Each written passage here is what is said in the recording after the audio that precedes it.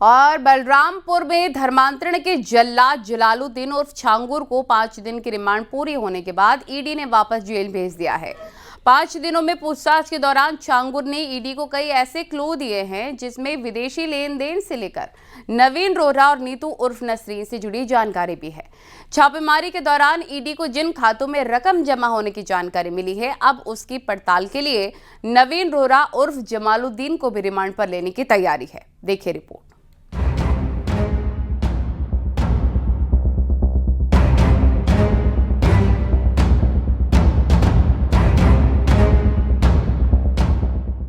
धर्मांतरण के जल्लाद से पूछताछ, ईडी के हाथ लगी अहम जानकारी, नवीन वोहरा को रिमांड पर लेने की तैयारी। बलरामपुर में धर्मांतरण के सिंडिकेट का खुलासा होने के बाद जांच एजेंसियां लगातार पड़ताल कर रही हैं। हिंदू युवतियों को लालच देकर धर्मांतरण कराने वाले गिरोह के सरगना जलालुद्दीन उर्फ छांगुर ने ईडी की रिमांड के दौरान कई राज उगले हैं। पिछले दिनों बलरामपुर में एक साथ कई जगहों पर सर्च ऑपरेशन के दौरान ईडी को महत्वपूर्ण जानकारी हाथ लगी, जिसके बाद जलालुद्दीन उर्फ छांगुर को 5 दिन की ईडी रिमांड मिली थी। इस दौरान ईडी ने कई सवालों पर छांगुर से पूछताछ की और विदेशी लेन देन से लेकर धर्मांतरण के सिंडिकेट पर कई सवाल पूछे। 5 दिन की कस्टडी रिमांड के दौरान ईडी को गोलमोल जवाब देता रहा छांगुर ने ईडी से पूछताछ में बताया है कि सभी संपत्तियां और बैंक खाते नीतू उर्फ नसरीन और नवीन उर्फ जलालुद्दीन के नाम पर हैं। उसने ये भी कहा कि आगे की जो भी पूछताछ करनी है वो इन दोनों से की जाए ताकि वो बेहतर बता सकें अगर पुलिस को लग रहा है कि इसमें कुछ भी गलत हुआ है। अवैध धर्मांतरण के आरोपों से साफ कन्नी काटी है छांगुर ने। जलालुद्दीन उर्फ छांगुर की 5 दिन की ईडी रिमांड पूरी होने के बाद उसे वापस जेल भेज दिया गया। हालांकि इस दौरान छांगुर ने वसीउद्दीन और संतोष का नाम लेकर फंसाने का आरोप लगाया। बताया जा रहा है हमको फंसा रहा वसीउद्दीन मोहम्मद अहमद और संतोष सिंह। ये तो क्यों फंसा रहे हैं आपको? ये फंसा रहे हैं, पैसे के मांग कर रहे हैं 60 लाख रुपया। हम नहीं कराए कभी। आप पे तो इतने सारे आरोप लगे, सब झूठ है। ऐसा कैसे होता है? कुछ तो सच्चाई होगी। कुछ नहीं सच्चाई, मैंने एक नहीं कराया। मैं बेगुनाह हूँ। खिलाफ गवाही दे रहे हैं। मैं बेगुनाह हूँ। कैसे व्यक्ति गवाही क्यों दे रहे हैं आपके खिलाफ? पैसा ले करके दे रहे हैं। चलो। छांगुर के बाद ईडी अब उसके करीबी नवीन रोहरा उर्फ जमालुद्दीन से भी पूछताछ करेगी। ईडी ने नवीन को भी पुलिस रिमांड पर लेने के लिए विशेष कोर्ट में अर्जी दाखिल की है।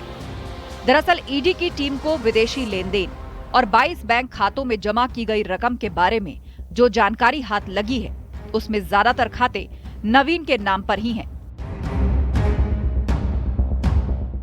लिहाजा नवीन से पूछताछ की तैयारी है। अब ईडी जल्द ही नवीन को कस्टडी रिमांड में लेने की तैयारी कर रही है, क्योंकि नवीन के तमाम बैंकिंग ट्रांजैक्शन और कुछ विदेशी कंपनियों से सांठगांठ संबंधों की जानकारी भी ईडी को हो गई है। और कस्टडी रिमांड के दौरान छांगुर से जो भी जानकारी मिली है उसको क्रॉस चेक किया जाएगा, उसको वेरीफाई किया जाएगा नवीन और नीतू के जरिए। ये माना जा रहा है कि ईडी जल्द ही नवीन उर्फ जलालुद्दीन को कस्टडी रिमांड में लेगी। छांगुर ने ये भी कहा है कि विदेश की कई संस्थाओं की ओर से उसके पास ज़कात के नाम पर रकम आती थी जिसे वो धार्मिक कार्यों में लगा रहा था। नवीन रोहरा उर्फ जमालुद्दीन छांगुर की फंड मैनेजर और बेहद करीबी नीतू उर्फ नसरीन का पति है। ईडी की टीम छांगुर से मिली जानकारी के आधार पर नवीन से सवाल जवाब करेगी और सूचनाओं को पुख्ता करेगी। जाहिर है जांच एजेंसियों का शिकंजा छांगुर के सिंडिकेट पर कस रहा है और धर्मांतरण के जल्लाद की परतें खुलती जा रही हैं। लखनऊ से ऋषभ मणि त्रिपाठी के साथ bureau report, news 18, Uttar Pradesh, Uttarakhand.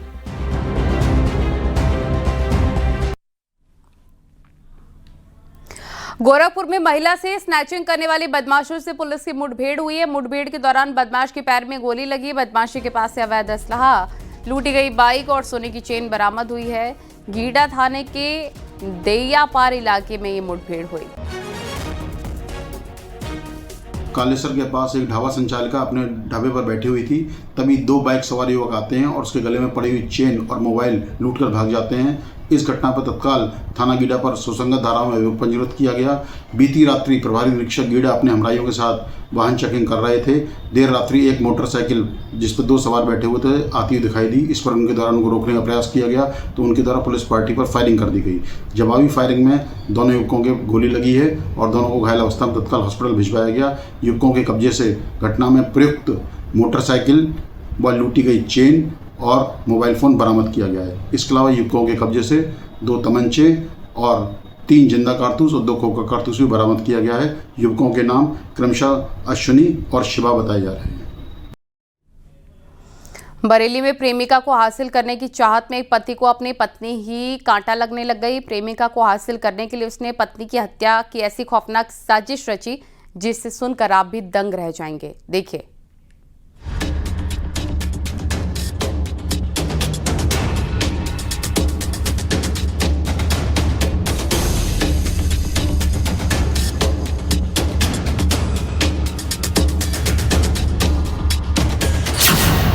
Girlfriend के लिए बीवी का मर्डर।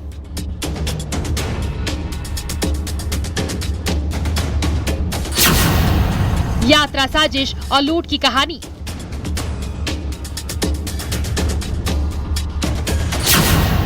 कातिल पति का चेहरा हुआ बेनकाब।